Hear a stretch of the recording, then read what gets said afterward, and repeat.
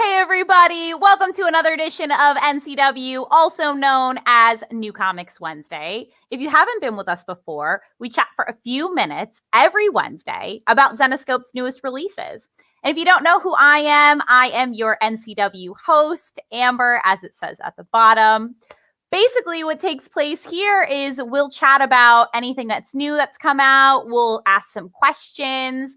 We'll talk a little bit and feature some interviews, usually with either a writer or an artist or somebody who got to work on the book behind the scenes.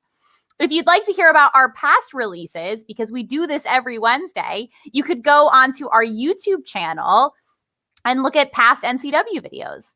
If you'd like to know where to buy our newest releases, you can go to our website, press new releases, and then you'll see everything as far back as the year goes and the order that it came out. Hi, everybody. On top of that, you'll also be able to see our newest releases on Comixology, as well as shopping from your local brick and mortar shop.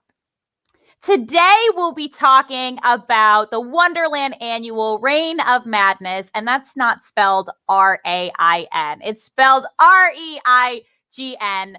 There's no rain in the story. I was pretty bummed about it. It is what it is. I'll have some questions for David Wohl about it. And today, he is our featured guest to talk about Wonderland Annual Reign of Madness. If you don't know who David Wohl is, he's our wonderful editor-in-chief. He's kind of a big deal.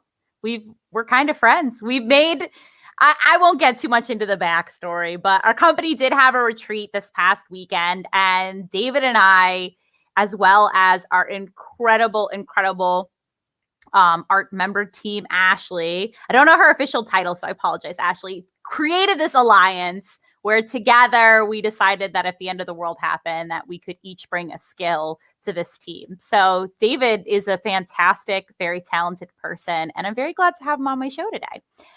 Before I bring David on, I will be showing you guys all about, again, today's newest release, Wonderland Annual Reign of Madness, $7.99 in our web store or anywhere you get it. Here, it was written by David and Dave Franchini, and then here are all the cover artists, and we're going to run through the covers. As always, let me pull them up. And I upload them out of order, so let me make sure I'm doing this right. Here is cover A. Again, let me know which of the covers is your favorite. There we go. Here is cover A. This is cover B. So I could immediately tell when I saw this cover this was Ula, immediately, just because she uses such vibrant colors, and it's this is just a very, very detailed cover. I love this cover. I love all the covers. I don't know which one's my favorite this week. And here is cover C. And what's special about this cover that I didn't show from any of the other covers is the other ones I just showed the actual print cover, but something that we're doing new here at Zenescope is that we are showing, this new, how many pages are at the top and getting some branding on the sides.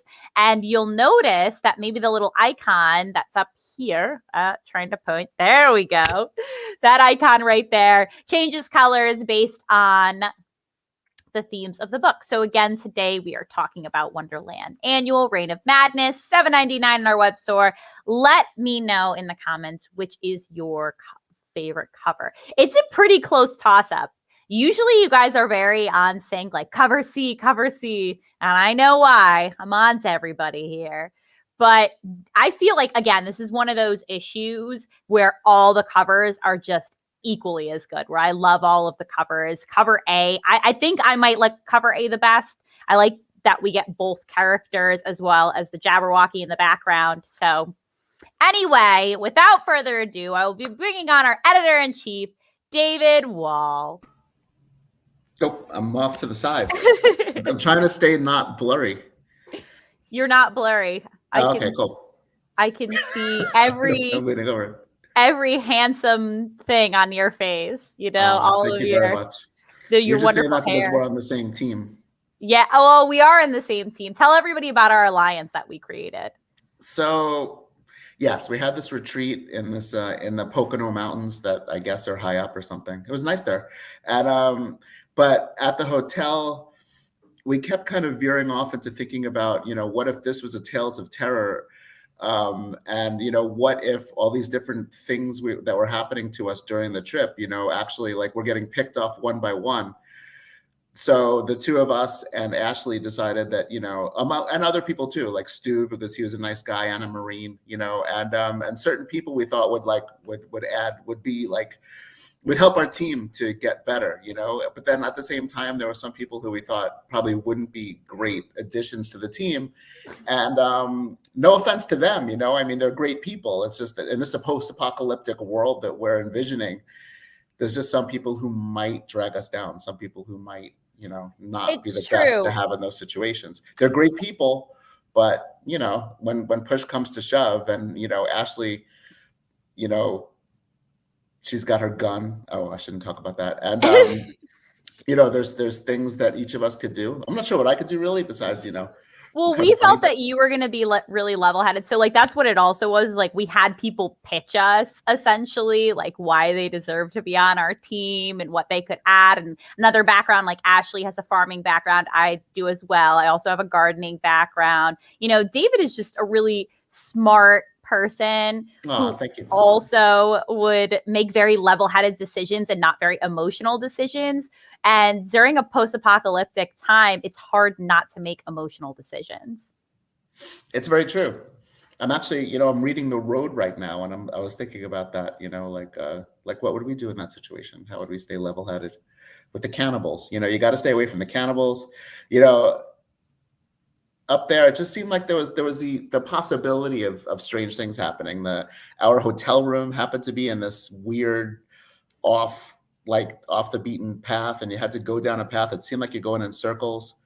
There was some people with vans outside that were waiting to take us away, and there was just a lot of things. Showers that couldn't open or close or stayed too hot. The military was there. It was there was like 200 soldiers.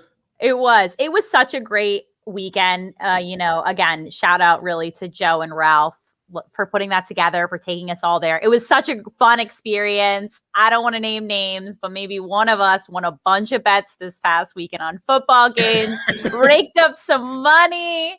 I did. I got the grand prize of the event.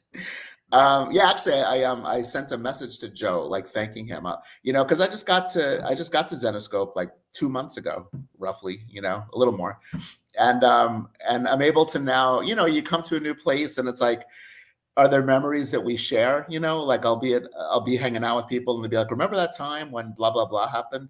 Now I have like a whole bunch of those. Remember the time that Ralph saw this strange thing on his wall. I got to meet Adrian and hang out with her. It was the best retreat ever. It was. It was a lot of funny stories that we'll always walk away with, a lot of memories. I think you said it really, really well. It was a good team bonding experience, and we'll always get to reference what happened on that trip, and you'll feel so included because you were there. And I got to hear a lot about VIP members. That's true. We talked about all the VIPs that we love so much. You guys are awesome. Okay, there was a little bit of controversy with the scavenger hunt. That's going to be discussed at a separate time. Just know that there was some controversy. My team actually won. Everyone thought we cheated. That will be a separate conversation for a separate time. But we should probably dive into. Well, wait, I'll say this in your defense. You did cheat, but everyone was cheating, and there was nothing that specifically said not to cheat. So that was really the bottom line. It's like the rules were set up for cheating. Okay. So just because you did it the best, just because we have a few sore losers in the Zenescope ranks. Wow, Chuck thinks you cheat all the time. He does. I know. It's only because I won that I destroyed Ralph in this one game one time. And everyone's like, Amber cheated. I brought Kiara in so she could watch. But quick side note. So here's where rules were played fast and loose. We had a scavenger hunt. We had to go look for things. One of them was find 4 different types of birds. They never said that the birds were real birds, okay? No one ever specified that. So I was creative, and I took a picture of Jason's shirt, which had the Philadelphia Eagles on it. Adrian's husband, Mark, who works for us, he had a Phoenix tattoo, so I took a picture of that. It never specified Not only that, but everyone cheated in one way or another on that specific event. I remember we called Joe when we walked by this wicker owl that was sitting like along the road and said, we can't find a bird, but we found this wicker bird. Is that okay? And he was like, yeah, take a picture of it.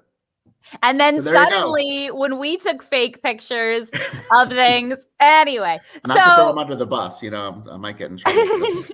That's right, Adrian. Technicalities. All in all, very fun weekend. We had a great time, awesome bonding experience, and I got to hang out with David more, which is great because he doesn't live here. So, and Adrian and Mark, and I don't know if I'm missing anyone. Oh, and Ralph. Well, you hang out with him a lot, though, so. Yeah, he comes up, I guess, more often than not. Yeah. And he comes on my show very so often, which is always my favorite time because I love when Ralph's on my show. But, okay, so let's dive in. So, tell me about this story. In answer to Chuck, yes, there were boys' bunks and girls' bunks. It's true. Obviously. So this is my first writing experience. Well, not my first. I wrote a Van Helsing story about 11 years ago for a Van Helsing Annual. So, and I wrote 7 before that. I wrote one of the episodes of 7. So this is my third writing experience here, and my first since coming to work on staff at Zenescope, joining the team. And it was a great experience. It's really fun to finally get into this world and start writing stories. And I got to work closely with everybody, with Dave and Ralph and Joe, to come up with this Wonderland story, which is basically, it's like the middle part of a trilogy of 3. It's basically the origin of Wonderland. It's the beginning of the story and how the magic comes to Wonderland and all the crazy characters that exist in Wonderland, like how they were formed, how they came about. And there's basically this epic battle that happens that, like I said, this is the second story, although you don't need to have read the first story to enjoy it, because we do a good recap in this one. So it was just really fun, and it was great art, and I had fun creating these characters. So we pick up, I didn't read the synopsis, so I'm going to do that really, really quickly. Hundreds of years before the Littles ever stepped foot there, and long before it was destined for its inescapable chaos and insanity, there was Wonderland, the realm of dreams. It was a peaceful land of hope and imagination, but under its surface grew a darkness waiting to spread its tendrils into all that was. And as it was finally released, the evil seeped out into this extraordinary world, pulling 2 sisters into the center of its plot to bring madness to the inhabitants of all it touched, turning all of it corrupted into nightmares of their former selves. A war has been building, for the very soul of this realm, and madness aims to reign over all that resides there. But can the hope of a few and the love of a sister keep the evil at bay and fight what is destined to be? Don't miss this oversized Wonderland issue that sets the stage for all that comes after. 64 pages. Bam. So we have 2 sisters. Tell us about the sisters. The sisters are named Evelyn and Adelaide. And I mean, this is revealed in the first one, so I'm not revealing too much. But basically, the life is really idyllic in Wonderland until one of them, first it's Evelyn, is summoned to this place that they didn't even know existed. It's like this grotto that has this magical pool in it. And inside that magical pool is what becomes the Jabberwocky, who is in other Wonderland stories. And so we reveal basically that the Jabberwocky is sort of this old god, for want of a better term. And the Jabberwocky is sort of like the serpent in Eden, and is trying to tempt Evelyn, but she runs away from it, doesn't want to deal with it. But then Adelaide, once Evelyn kind of opens it up, then Adelaide comes in and ends up getting tainted by the Jabberwocky and gets this madness power. And then with the madness power, she starts infecting all the beings in the land with it. And then, so we see how all these different things are created, like there's evil versions of the different Wonderland creatures, and we see new ones like Bill the Lizard and the Dodo, and all like actual Wonderland creatures. We just see how they're formed and how things come about. And so in this story, so basically in the first, sorry, I didn't mean to interrupt you. No, you're fine. I'm on a roll. This is your show, so okay. So basically, the first story ends with the two sisters battle each other. Evelyn ends up getting a little bit of this madness power when she tries to fight with her sister, and it turns her into this sort of creature of nature, not creature, a being of nature. So the first story ends with Adelaide taking over the land with her madness power and Evelyn trying to stop her. So this story picks up with Evelyn building up this resistance force, but madness is basically everywhere, and they need to fight back. So, and then as the story progresses, the fight actually happens. And now I'm probably going to reveal a little too much, because I always reveal a little too much. Yeah, what are we doing, David? So we realized that Adelaide isn't completely evil. Like, she hasn't turned bad yet. There's, like, in that solicitation, there's still this sisterly love, that kind of goes beyond whatever the Jabberwocky did to her. So, but is it enough? I don't know. You'll have to find out. I think there's always that sister, and that's what's interesting about so many stories, is like there's always that sister bond when there is a sister bond, and one of them's evil and one of them's good. Like it's still your sister, right? And even when you're fighting with your sister or your other sides of your sister, your weakness can always be the fact that it's your sister.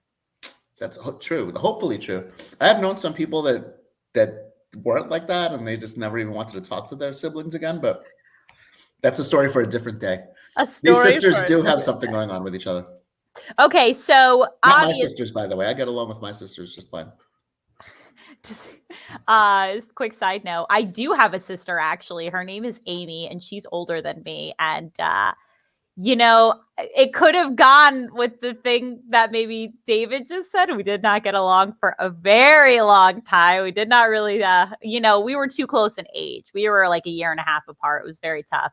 However, we are now, I was her maid of honor in her wedding, cool. Stuff like that. Yeah. So now we're close. I just have one question, though. How does she feel about The Collector?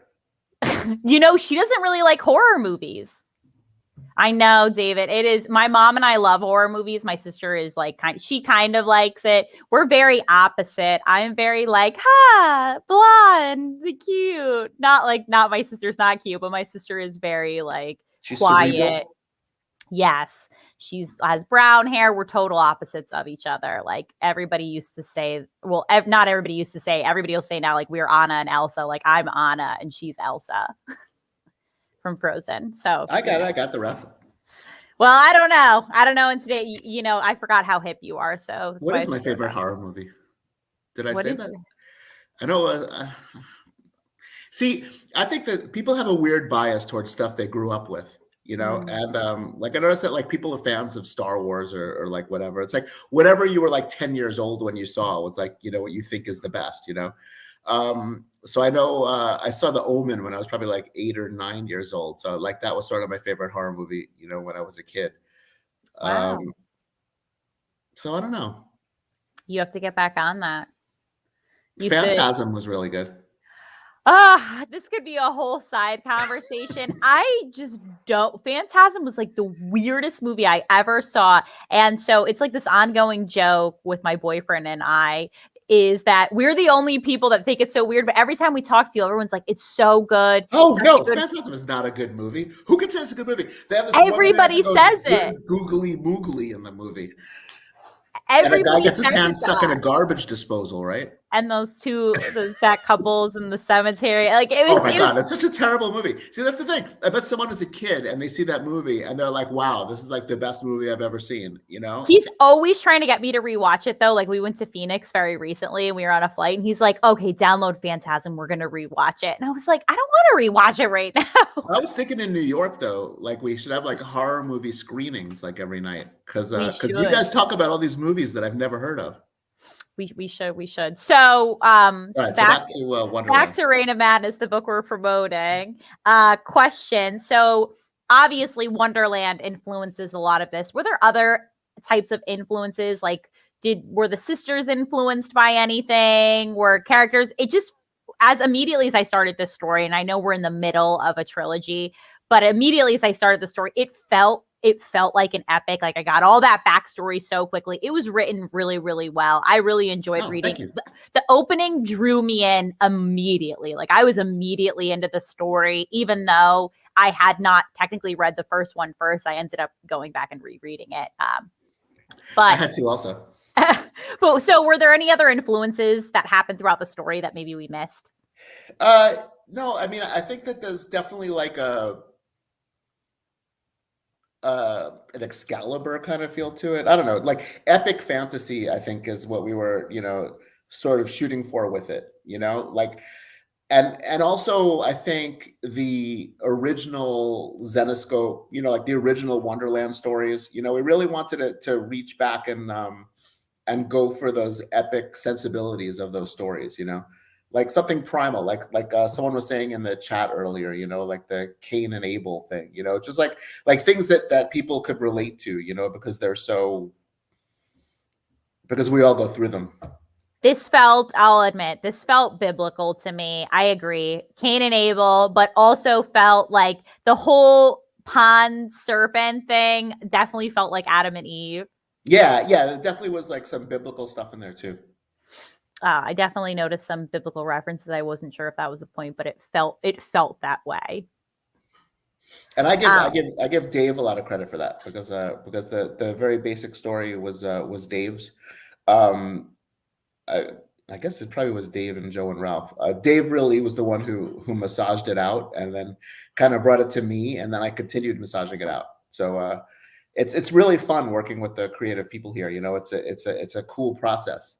We just sit around and come up with ideas, and it's actually pretty similar to when I worked at Top Cal like a long time ago, and Mark Silvestri and I would kind of sit together and kind of beat out stories together. Just people come to the table with like the germ of an idea, and then we just keep expanding it outward, to figure out how the story goes. It's fun. That's one of the best things I agree about working here is like, if there is an idea thrown out there, it's not just sometimes an email, which can be what it is. It's everybody sits together, everybody talks about it. And because of that, I feel like we get further in an idea and it has more fleshed out, but then maybe sometimes we get off side tangents. Yeah, so. I did that today during this conversation. and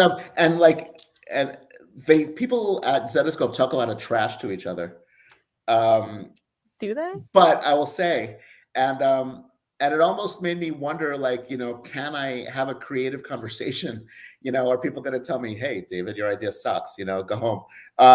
But that doesn't happen, I mean, I think the trash talking ends there. When we're having a creative conversation, it's just about, let's figure out what the best story is, and that's fun. That makes me, because I've worked in various places and I've had different creative conversations with people, and sometimes I would get possessive of my ideas because I didn't feel like people were respecting them. But that just doesn't happen at Zenescope. I think people will just respect the ideas, and everyone's ideas are important, and we just all want what's best for the story, and that's cool.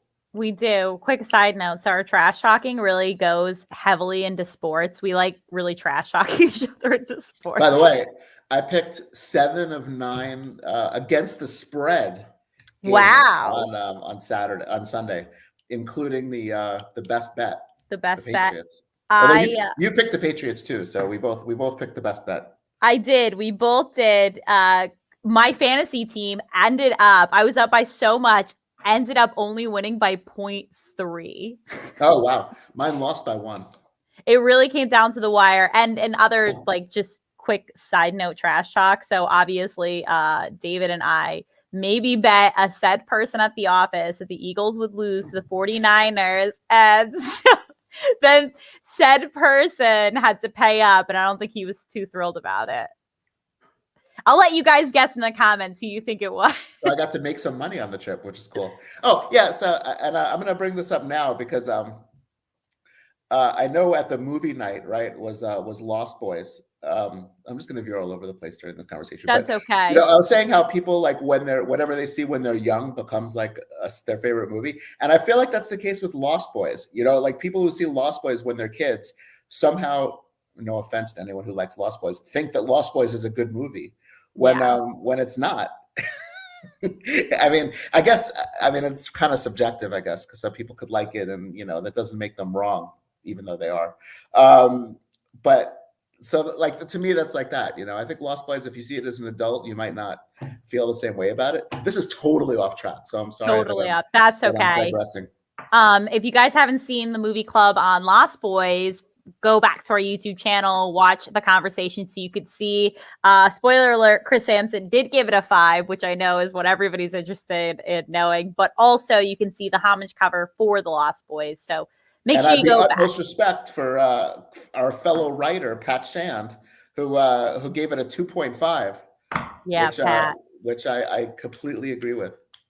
So I'll have one more question. I'm going to have one more comment. So Chuck was like, oh, was the said person Jason? No, but Jason bet me on the Cowboys-Chargers game and the Cowboys won, so he also had to pay up. Guess again. Think of somebody who loves, you know, talking trash, even if, and loves making bets, and had to pay up both me and David. So my last question is, this was the first story that you got to write at Zenescope while being at Zenescope. What was that experience like? And what's the other stories to come that you are working on right now? It was a great experience. Like I said, just like working with Dave, and, you know, whenever, my experiences before with Zenescope was I was really late writer. Like when I wrote my Van Helsing thing, you know, and probably my 7th thing also, like they just had to bug me for it. As a matter of fact, when I was starting to get to work with them again, I went back and looked at my last emails with Zenescope from like years ago, and they were like Ralph bugging me and Pat bugging me and everyone like bugging me to get my writing done. So I really didn't. I was kind of nervous about writing again, just because I have this like deadline problem. But then just working with Dave was different, you know, because like he just helped me. Like whenever I was stuck, we would like go over things together and we got it out. So I think I was still late. So I still have to work on that. But it was a great experience. And it was a fun. That's a long-term KO goal. But it was fun. Like I really like writing. Like just the script, you know, I like writing the dialogue, the captions. Sometimes I overwrite. I always think that I can't fill the page, and then I look at the page and it's totally like full of stuff. My favorite werewolf transformation, that would have to be American Werewolf in London. There's nothing better. Sorry, I know you asked a lot of other questions. It's the one I'm glad to get. So yeah, it was a fun experience. And my next one is if I say it here, I wonder if it becomes like totally true. But we're working on it right now. I think it's going to be a Black Knight story. Ooh. Which is going to be coming early in next year. Well, before I let you go, David, thank you so much for A, being on my alliance, B, joining my team, and C, being on my show. But also, if you guys are going to be at New York, make sure that you come by our booth because David will be there. He'll also be signing throughout the weekend. So make sure that you come by and see us, booth 2901. Please do. Thank you. Okay. I will talk to you later, David. Any last words? Yeah. Nope. Just that. Bye. So you guys won't catch on, but this means something, and maybe one day we'll reveal it to you. But that's a David and mine, Elias, again, on top of Ashley, who's also in our alliance. Okay, so today we talked about Wonderland Annual Reign of Madness, $7.99, again, written by David Wohl, who just had it on the show, as well as Dave Franchini. We had 3 covers that we showed. I will show them very, very quickly again. This is cover A. We mentioned the sisters. Here are the sisters, as well as the Jabberwocky. And on a quick side note, this is actually very important. I'll switch to cover B.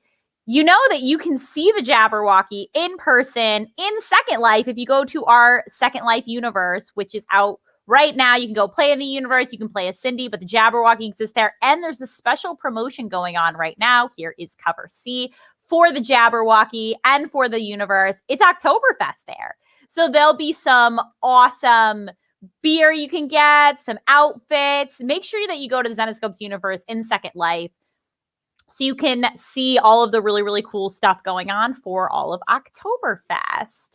Okay, we're going to go into full recap mode. And what I mean that is that there's just so many announcements that I'm going to have to share with everybody. So just give me a second while I pull it all up. Okay, the first one is that we are having our Zenescope pitch panel. This is the last week to sign up for the pitch panel for a chance to pitch. We'll be taking only a handful of people at this panel. But if you're going to be at New York and you're not interested in pitching us, but you'd like to see the panel, we'll be doing some giveaways. The panel is going to be on Sunday, October 10th, and is going to be from 11:15 to 11:15 a.m. There we go, to 12:15 p.m. in room 408. We'll also be sharing all of this on our social. But if you know of an inspiring writer, somebody who'd be really good, who wants to pitch us, make sure that you share this with them. It's on our social. Redirect them to the page so they can have a chance to sign up. And if they don't sign up in advance, that's okay. Well, because we might be taking people at the booth and they can always come by, because who knows how fast or short this will all go. Other stuff that's going on, our virtual Halloween costume contest. We are looking for people to sign up for this. We will be doing like our cosplay contest that we always do. This will be for our October virtual con, our Halloween horror virtual con. So if you know of anybody, make sure that you pass this along. Have them send their costume to cosplay@zenescope.com. Also, what's happening is, obviously you already know this, I mentioned it, but we'll be at New York, obviously, because of the pitch panel. Booth 2901, lots of things will be going on during that time. We're going to be having artist signings, creator signings. We'll be doing a scavenger hunt where we'll give away this incredible metal print that you're going to want to see of one of our collectible images. Our collectibles will be sold, and they'll also be sold at the live stream, so don't worry too much. But we'll have collectibles at NYCC. We will also have giveaways. We'll be sharing stuff, and we'll be doing an awesome opportunity for a raffle. Obviously, our VIPs already know this, but we'll be raffling off a comic cameo for one lucky fan at NYCC. So if you'll be there, make sure you come by our booth 2901. And if you're a VIP, you're going to want to come by because we're going to have VIP swag bags. So make sure that you stop by then. Our next movie club is literally taking place this Friday. Here is the panel. They'll all be back in reunion. It is Mars Attacks. So make sure that you join. It's going to be awesome. Happening at 6 p.m. this Friday. Again, very interested to see if Chris Sampson will be giving us a 5. It is a great movie. I really hope he does. Our next retailer live stream will be happening not on a Tuesday. It will be happening on a Monday. So not next Monday, but the following Monday, because that week is New York Comic Con and we will be attending New York Comic Con. So make sure that you sign up, or by sign up, aka make sure that you clear your calendar for 4 p.m. that Tuesday for a retailer live stream. It's with Graham Crackers in Chicago. So that would be Monday, October 4th. So here's everything. Quick synopsis. This Friday is Movie Club. Right now, our promotion of our Oktoberfest for Second Life is happening right now. That will only happen, I believe, through October 8th. So make sure you go to our Second Life universe and check that out. For New York Comic Con, that will be kicking off October 7th, that Thursday through the 10th. That first Monday, October 4th, is when our next retailer live stream is. Then we'll have our Halloween virtual con. I believe that kicks off October 22nd, whatever that Thursday is. That'll be a couple of weeks later. We have a bunch of stuff happening for October. We'll be doing an Advent box. We'll be doing a 13 Days of Halloween promo. So make sure that you check out NCW every week to get information on that, as well as checking out our emails, our social, and constantly looking at our web store. There's so much going on right now. So much going on. But again, I hope I get to see you guys. Oh, and the Haunted House. Thank you, Chuck, for dropping that in there, reminding me the Jabberwocky won't be there. But the Haunted House does kick off this weekend. So if you go, you'll be able to see some of our characters. The Carpenter, who is mentioned in Wonderland Reign of Madness, will be one of the characters featured there. He's got such a clean look, although there might be some blood on him in this Haunted House. See? Let's see if you guys make it out alive. That's it for NCW. This is Amber. I David Wohl on. Make sure that if you didn't check this out, that you rewatch it, or you just rewatch it to hear all the funny stuff that happened at our retreat. It was a lot of fun. So thankful to Joe and Ralph. They're awesome. Our team's awesome. That's it. I will see everybody next Wednesday. This is Amber signing off, where you come for the covers, but stay for the stories. See everybody.